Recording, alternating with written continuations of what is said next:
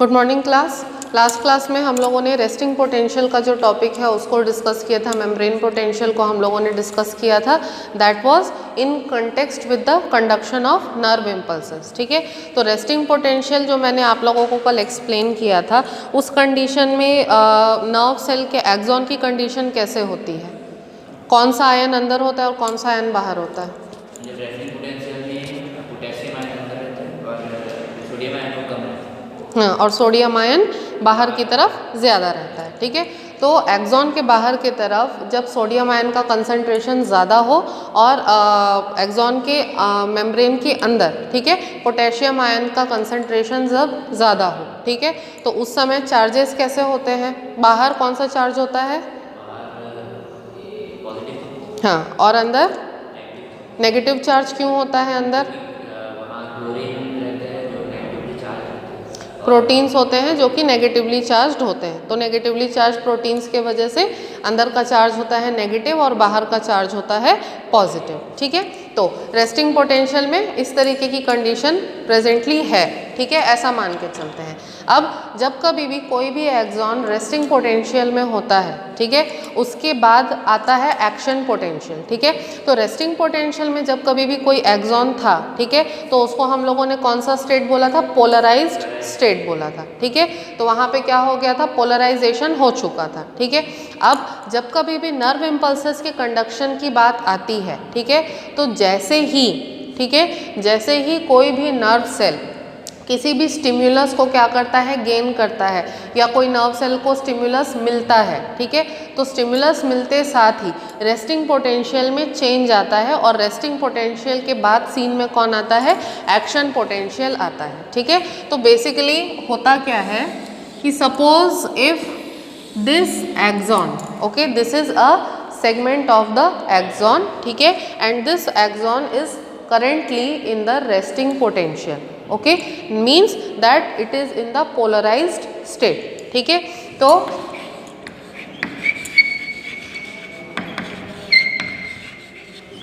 we consider this axon to be in the polarized state. So this means that the sodium ion concentration is higher on the outside of the membrane and potassium ion concentration is higher on the inside of the membrane. Okay, now again what else we are having, we are also having the sodium potassium pumps over here.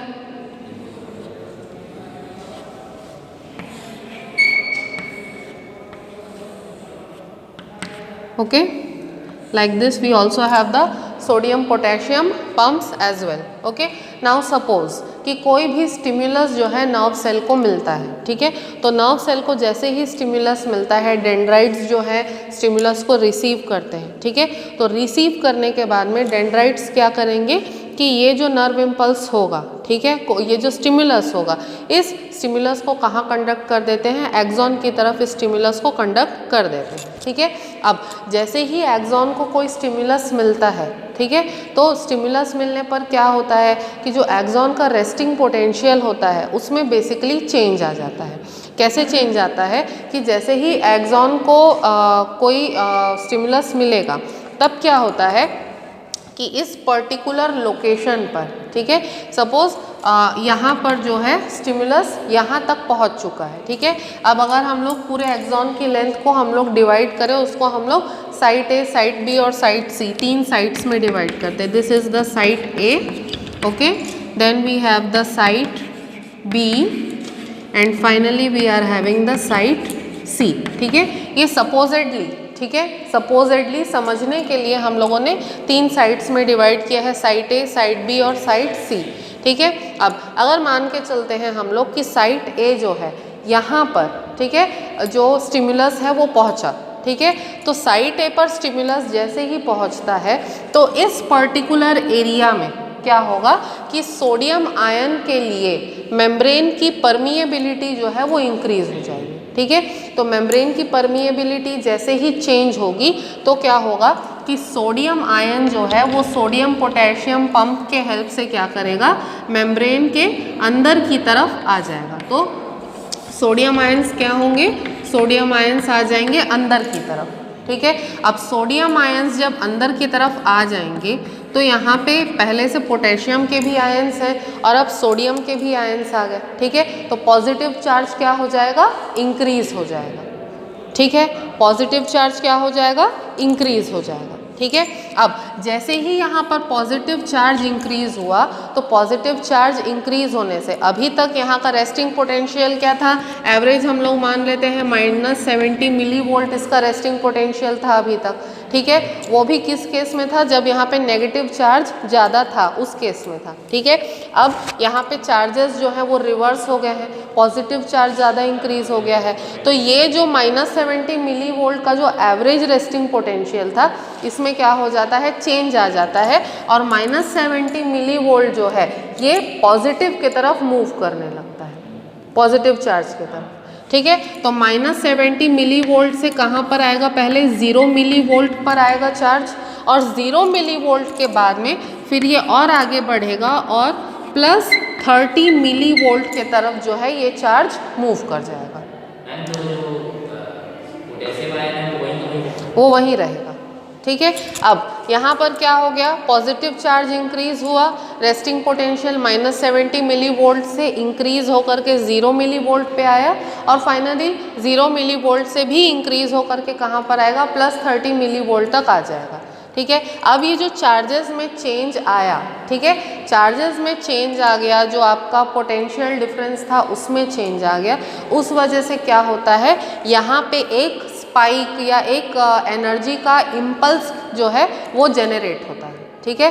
अब energy का impulse जैसे ही generate हुआ तो उसमें भी क्या है कि आपको चार्जेस में डिफरेंस देखने के लिए मिलेगा। जैसे कि साइट ए है तो साइट ए में अब पॉजिटिव चार्ज ज़्यादा है, ठीक है, लेकिन क्योंकि ये जो स्टिम्युलस है ये अभी तक साइट बी पर नहीं गया, ठीक है, तो साइट बी पे चार्ज अभी भी नेगेटिव ही है, ठीक है, और साइट सी है, साइट सी पर भी चार्ज अभी नेगेटिव चार्ज ही है, ठीक है। तो क्या होगा कि साइट ए पे जो स्पाइक या जो इम्पल्स जनरेट होगा, ये जो इम्पल्स है ये आगे के डायरेक्शन में मूव करने की टेंडेंसी रखेगा, ठीक है। तो इसमें बेसिकली होता क्या है कि ये जो इम्पल्स है, ठीक है, ये इम्पल्स जो जनरेट हो रहा है इसको हम लोग क्या कहेंगे, एक्शन पोटेंशियल कहेंगे। मतलब ये जो +30 मिली वोल्ट है, what is this, this is the action potential, ठीक है। तो ये जो एक्शन पोटेंशियल है अब साइट ए से साइट बी के तरफ मूव करने की कोशिश करेगा, ठीक है। तो साइट ए से ये जो एक्शन पोटेंशियल है, ये जो इम्पल्स है आगे जाएगा साइट बी के तरफ, ठीक है। अब साइट बी पे क्योंकि ऑलरेडी नेगेटिव चार्ज है, ठीक है, तो क्या होगा कि नेगेटिव चार्ज जो है वो साइट ए पर शिफ्ट होने की कोशिश करेगा, क्योंकि यहाँ से साइट ए से पॉजिटिव चार्ज अगर साइट बी पे जा रहा है तो साइट बी से जो नेगेटिव चार्ज है वो साइट ए के तरफ मूव करने की कोशिश करेगा। और एक चीज़ है, क्योंकि सोडियम आयंस जो है अब वो अंदर के तरफ आ गए हैं, तो अंदर तो एनवायरनमेंट पॉजिटिव हो गया लेकिन बाहर एनवायरनमेंट क्या हो गया, नेगेटिव हो गया कंपैरिजन में, ठीक है। तो अब साइट बी पे भी नेगेटिव चार्ज है और बाहर भी जो है नेगेटिव चार्ज है, ठीक है। तो ये क्या करेगा, पॉजिटिव चार्ज के फ्लो को फैसिलिटेट करेगा या पॉजिटिव चार्ज का जो फ्लो है उसको सपोर्ट करेगा, ठीक है। तो पॉजिटिव चार्ज जो है वो साइट ए से साइट बी की तरफ जाएगा और नेगेटिव चार्ज का जो फ्लो है वो साइट बी से उल्टा साइट ए के तरफ आएगा, ठीक है। तो what will this do, this will complete the circuit, okay, what will this do, this will complete the circuit, ठीक है। तो साइट ए से पॉजिटिव चार्ज जो है वो कहाँ चला गया, साइट बी पे, और साइट बी से जो नेगेटिव चार्ज है वो साइट ए की तरफ वापस जाएगा, ठीक है। क्या, हाँ, ठीक है। तो अब साइट ए से चार्ज जो है वो आगे बढ़ा, साइट बी पर आ गया, ठीक है। उसके बाद ये जो साइट ए के ऊपर अब पॉजिटिव चार्ज था यानी कि जो एक्शन पोटेंशियल था ये क्या हो जाएगा, रिड्यूस हो जाएगा, रिड्यूस होकर के कहाँ पर चले जाएगा, 0 मिली वोल्ट पे चले जाएगा, ठीक है। फिर यही सेम प्रोसेस जो है साइट बी से साइट सी पे भी चलेगा, ठीक है। अब यहाँ पे एक्शन पोटेंशियल पहुँचा तो फिर ये एक्शन पोटेंशियल साइट बी से साइट सी के तरफ जाने की कोशिश करेगा और साइट सी से जो नेगेटिव चार्ज का फ्लो है वो साइट बी के तरफ होगा। Again it will complete the circuit, ठीक है। तो ऐसा करते करते धीरे धीरे धीरे क्या होगा कि ये जो एक्शन पोटेंशियल या ये जो नर्व इम्पल्स है ये साइट ए से साइट बी, साइट बी से साइट सी, साइट सी से आगे जो है धीरे धीरे इसी मैनर में, इसी फैशन में क्या होते जाएगा, बढ़ता जाएगा। ठीक है। तो जैसे ही साइट ए के ऊपर हम लोगों ने क्या देखा कि चार्जेस में चेंज आ गया। ठीक है। पहले -70 था, फिर उससे 0 हुआ, 0 से +30 हुआ।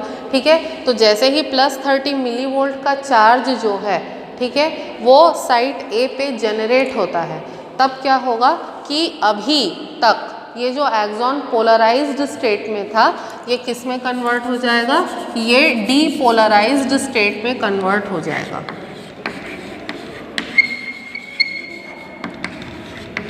ठीक है। जैसे ही साइट ए में +30 मिलीवोल्ट का चार्ज जनरेट होता है तो एक्सॉन कौन से स्टेट में चले जाएगा, डीपोलराइज्ड स्टेट के अंदर चले जाएगा। और ये जो डीपोलराइज्ड स्टेट है, इसी डीपोलराइज्ड स्टेट में एक्शन पोटेंशियल और नर्व इम्पल्स का जो मूवमेंट है वो along the length of axon होता है। ठीक है। अब धीरे से क्या होगा कि एक्सॉन के थ्रू जो है मूव करके नर्व इम्पल्स आगे बढ़ जाएगा। ठीक है। अब हम लोग मान लेते हैं कि नर्व इम्पल्स जो है वो आगे बढ़ गया, आगे चला गया। ठीक है।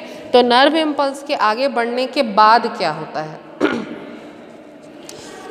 ठीक है, नर्व इम्पल्स के आगे बढ़ने के बाद में वापस से रीपोलराइजेशन होना ज़रूरी है। ठीक है। अब क्या हो गया था, ये डीपोलराइज स्टेट में चला गया था। ठीक है। डीपोलराइज्ड स्टेट से वापस नर्व सेल का रीपोलराइज स्टेट में जाना ज़रूरी है। क्यों ज़रूरी है, क्योंकि जब तक नर्व सेल या एक्सॉन डीपोलराइज्ड स्टेट में रहेगा तब तक जो है दूसरा नर्व इम्पल्स वो क्या है, रिसीव नहीं कर पाएगा। तो जब तक ये नर्व इम्पल्स कंप्लीट नहीं हो जाता, इस नर्व सेल को छोड़ करके अगले नर्व सेल तक नहीं जाता, तब तक ये वाला नर्व सेल जो है वो दूसरे इम्पल्स को क्या है, ले नहीं पाएगा, रिसीव नहीं कर पाएगा। ठीक है। तो जैसे ही ये नर्व इम्पल्स एक एक्सॉन को पास करके दूसरे नर्व सेल के अंदर चले गया तो ये जो एक्सॉन या ये जो नर्व सेल है ये वापस रीपोलराइज्ड स्टेट में रिटर्न आ जाता है। ठीक है। तो जब एक्सॉन को या नर्व सेल को वापस से रीपोलराइज स्टेट में आना होता है तो ये सारा प्रोसेस जो है ये जस्ट रिवर्स होता है, जस्ट उल्टा होता है। फिर कौन सीन में आता है, सोडियम पोटेशियम पम्प्स जो है वो सीन में आते हैं। सोडियम पोटेशियम पम्प्स जब सीन में आएंगे तो सोडियम आयंस जो है वो दोबारा से क्या करते हैं, बाहर की तरफ मूव कर जाते हैं और बाहर की तरफ मूव करने के बाद में फिर अंदर नेगेटिव चार्ज मेंटेन हो जाएगा, बाहर पॉजिटिव चार्ज मेंटेन हो जाएगा और मूव करते हैं, रिस्पेक्टिवली मूव करते हैं। ठीक है। देखो क्या है कि जब सोडियम की परमिएबिलिटी बढ़ती है, सोडियम आयंस के लिए परमिएबिलिटी बढ़ती है, तो मैंने कल भी तुमको बताया था कि अगर 3 सोडियम के आयंस अंदर जा रहे हैं या बाहर जा रहे हैं तो उसके कंपैरिजन में 2 पोटेशियम के आयंस भी मूव करेंगे। ठीक है। तो तुम खुद ये सोचो कि जब यहाँ पर एक्शन पोटेंशियल जनरेट होने के टाइम पे अगर 3 सोडियम के आयंस अंदर आ रहे हैं और उसके कंपैरिजन में 2 पोटेशियम के आयंस बाहर जा रहे हैं, तो भी अगर हम लोग देखें तो पॉजिटिवली चार्ज्ड आयंस जो है उनका नंबर ज़्यादा ही रहेगा, बिकॉज 3 सोडियम के आयंस एंटर कर रहे हैं। ठीक है। तो सोडियम आयंस ज़्यादा होंगे, उस वजह से पॉजिटिव चार्ज जो है फिर भी मेंटेन रहेगा। ठीक है। तो ये रिलेटिव मूवमेंट होता है, ये हमेशा ध्यान में रखना कि जब सोडियम आयंस का मूवमेंट हो रहा है तो 3 सोडियम आयन का मूवमेंट अगर अंदर हो रहा है या अंदर से बाहर हो रहा है तो उसके रिलेटिव में 2 पोटेशियम के आयंस का भी मूवमेंट होगा। ठीक है। हाँ। ठीक है। तो जब रीपोलराइजेशन होता है तो फिर ये सारा का सारा प्रोसेस क्या होता है, उल्टा चलता है। सोडियम आयंस जो है वो अंदर से बाहर जाएंगे और पोटेशियम आयंस जो है वो बाहर से अंदर जाएंगे। उसके बाद जो चार्ज है वो भी जस्ट रिवर्स होता है, +30 मिलीवोल्ट से 0 मिलीवोल्ट पे आएगा और 0 मिलीवोल्ट से फिर जो एवरेज -70 मिलीवोल्ट का चार्ज है वो पोटेंशियल जो है वो वापस से एक्सॉन के अंदर मेंटेन रहेगा। ठीक है। तो इस पूरे प्रोसेस को हम लोग क्या बोलते हैं, इस पूरे प्रोसेस को हम लोग बोलते हैं रीपोलराइजेशन। ठीक है।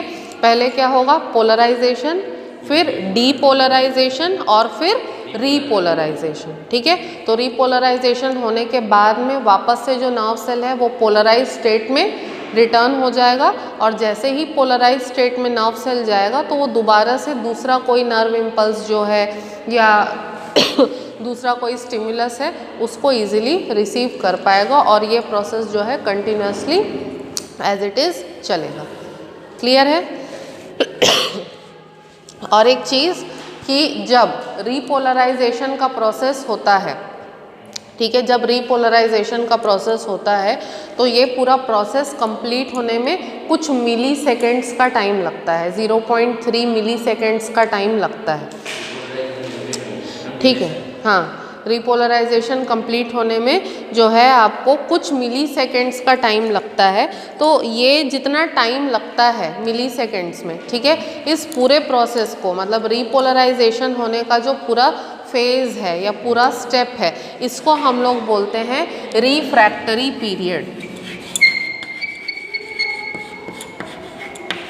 This is known as the refractory period. Understood? हाँ, ठीक है। और ये नर्व इम्पल्सेस के कंडक्ट होने का जो पूरा प्रोसेस है ये कितने देर में कंप्लीट होता है? ये 1 से 5 मिली सेकेंड में कंप्लीट हो जाता है, ठीक है। एक नर्व सेल से दूसरे नर्व सेल में इम्पल्स के कंडक्ट होने में कितना टाइम लगता है? 1 से 5 मिली सेकेंड का टाइम लगता है, और रिफ्रैक्टरी पीरियड जो है वो 0.3 मिली सेकेंड्स का अप्रॉक्स होता है, ठीक है।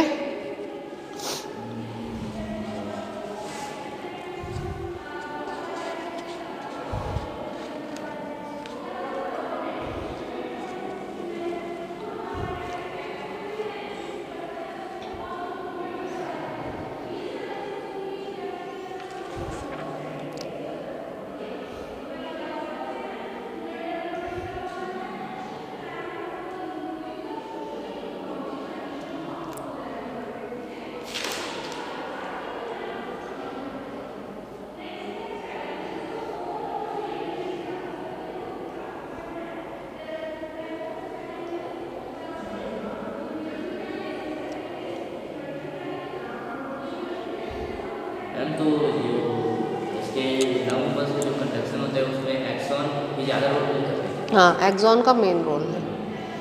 क्लियर? और मैं ब्लड वेसल्स को वही बस कन्वे करने का काम रहता है। हाँ, ठीक है, समझ आया पक्का? चलो, अब ये तो हम लोग किस केस में देख रहे थे? अगर नॉन माइलिनेटेड एक्सॉन है उसके केस में देख रहे थे, ठीक है। अब जनरली क्या होता है कि जो मैंने तुमको जब लास्ट क्लास में ये बताया था कि माइलिनेटेड और नॉन माइलिनेटेड नर्व फाइबर्स होते हैं, तो मैंने ये बोला था कि जो माइलिनेटेड नर्व फाइबर्स होते हैं उनमें जो नर्व इम्पल्सेस है वो ज़्यादा फास्ट ट्रैवल करते हैं, बताया था ये बात, है ना। तो जो माइलिनेटेड नर्व सेल्स होते हैं, ठीक है, उनमें नर्व इम्पल्सेस के फास्ट ट्रैवल करने का एक पर्टिकुलर रीज़न है, ठीक है। तो जब माइलिनेटेड नर्व फाइबर्स होते हैं, ठीक है, उनके अंदर जब नर्व इम्पल्स कंडक्ट होता है, ठीक है, तो उस प्रोसेस को हम लोग कहते हैं saltatory conduction of nerve impulse. क्या कहते हैं हम लोग इसको? Saltatory conduction of nerve impulse कहते हैं, ठीक है। तो सॉल्टेटरी कंडक्शन में बेसिकली होता क्या है कि सपोज ये एक्सॉन है और ये एक्सॉन के ऊपर माइलिन शीथ है, ठीक है। एक्सॉन है, एक्सॉन के ऊपर माइलिन शीथ है, और माइलिन शीथ में बीच में एक गैप है यानी कि नोड ऑफ रैनवियर है, ठीक है। अब इसके अंदर कंडक्शन बेसिकली होता क्या है, ठीक है। माइलिनेटेड नर्व फाइबर्स जो होते हैं उनमें जो एक्शन पोटेंशियल होता है, ठीक है, एक्शन पोटेंशियल जो है वो वेव के फॉर्म में ट्रैवल नहीं कर पाता, ठीक है, वेव के फॉर्म में ट्रैवल नहीं कर पाता, ठीक है। जनरली इसके पहले जो हम लोगों ने देखा था उसमें क्या है, एक वेव जनरेट होती है, एक स्पाइक जनरेट होता है, तो वो along the length of the axon easily travel कर जाता है वेव के फॉर्म में, ठीक है। लेकिन यहाँ पे क्योंकि ये जो माइलिन शीथ प्रेजेंट है, ठीक है, माइलिन शीथ जो है वो आयंस का जो फ्लो है उसको होने नहीं देता है, ठीक है। आयंस का जो फ्लो होता है उसको क्या करता है, रेजिस्ट करता है, उसको इजीली फ्लो नहीं होने देता है, ठीक है। अब माइलिन शीथ अगर आयंस का जो फ्लो है उसको रेजिस्ट करेगा तो वेव के फॉर्म में जो है आपका एक्शन पोटेंशियल जो है या जो नर्व इम्पल्स है उसका मूवमेंट हो नहीं पाएगा, ठीक है। तो इसलिए क्या होता है कि जहाँ जहाँ पर नोड ऑफ रैनवियर है, ठीक है, वहीं वहीं पे सोडियम पोटेशियम पंप्स जो हैं वो माइलिनेटेड नर्व सेल में प्रेजेंट रहते हैं, ठीक है। ये ध्यान रखना, माइलिनेटेड नर्व सेल में जहाँ जहाँ पर नोड ऑफ रैनवियर है सिर्फ वहीं वहीं पे सोडियम पोटेशियम पंप्स जो हैं वो प्रेजेंट रहते हैं, ठीक है। अब अगर हम लोग मान लें कि यहाँ पे एक सोडियम पोटेशियम पंप है, ठीक है,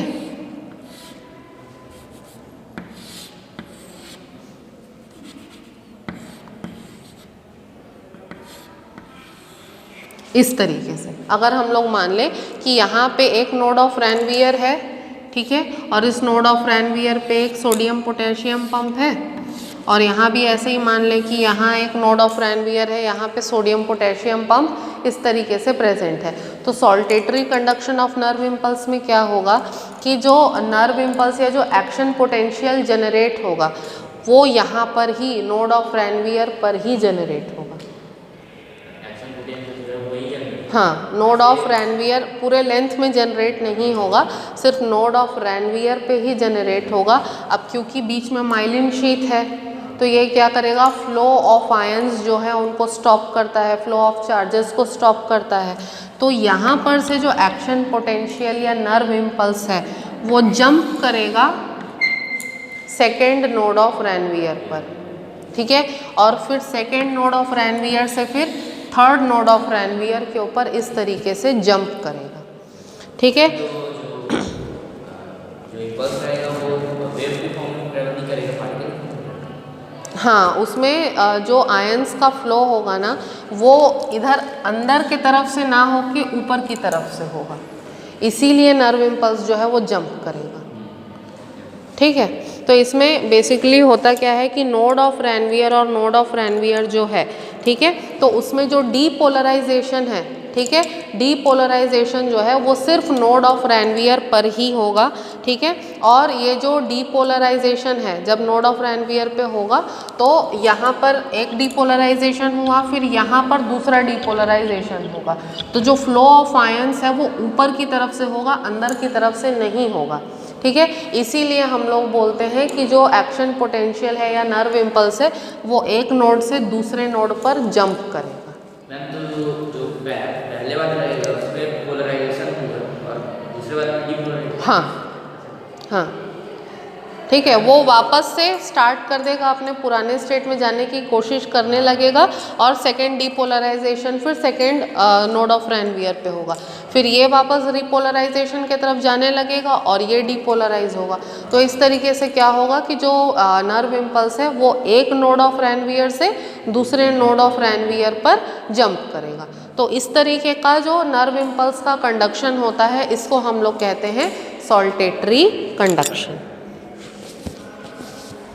तो ये जो सॉल्टेटरी कंडक्शन है वो अपने बॉडी में ज़्यादा होते हैं, कम? बिल्कुल होता है, डेफिनेटली होता है, क्योंकि हमारे जितने भी हमारा जो सेरिब्रल कॉर्टेक्स होता है, ठीक है, हमारे सेरिब्रल कॉर्टेक्स के अंदर जितने भी जो नर्व्स होते हैं वो सारे के सारे माइलिनेटेड होते हैं, तो उनके अंदर फ्लो ऑफ इंफॉर्मेशन जो है काफ़ी फास्ट होता है, ठीक है। तो अगर माइलिनेटेड और नॉन माइलिनेटेड नर्व सेल का कंपैरिजन हम लोग देखें, मतलब नॉर्मल नर्व इम्पल्स का कंडक्शन और अगर सॉल्टेटरी कंडक्शन है, दोनों का अगर हम लोग कंपैरेटिवली देखते हैं तो सॉल्टेटरी कंडक्शन जो है 50 टाइम्स फास्ट होता है, ठीक है। Saltatory conduction is 50 times faster than the normal conduction of nerve impulse. हाँ, नॉन माइलिनेटेड में नॉर्मल नर्व इम्पल्स जो है वो कंडक्ट होगा और माइलिनेटेड में सॉल्टेटरी कंडक्शन जो है ये हमको देखने के लिए मिलेगा। क्लियर है? आज फिर हम लोग यहीं कंक्लूड करते हैं, जो हमारी नेक्स्ट क्लास होगी उसमें साइनैप्स से, ठीक है। आगे दूसरे नर्व सेल में कैसे नर्व इम्पल्सेस कंडक्ट होते हैं, या साइनैप्स से जो नॉब होता है, ठीक है, नॉब से दूसरे मसल सेल्स में या दूसरे सेंस ऑर्गन्स में कैसे मैसेजेस कंडक्ट होते हैं, उसको हम लोग नेक्स्ट क्लास में देखेंगे। And that will be the last topic of the chapter. Understood? आज के क्लास में कोई डाउट? समझ आया अच्छे से? पक्का?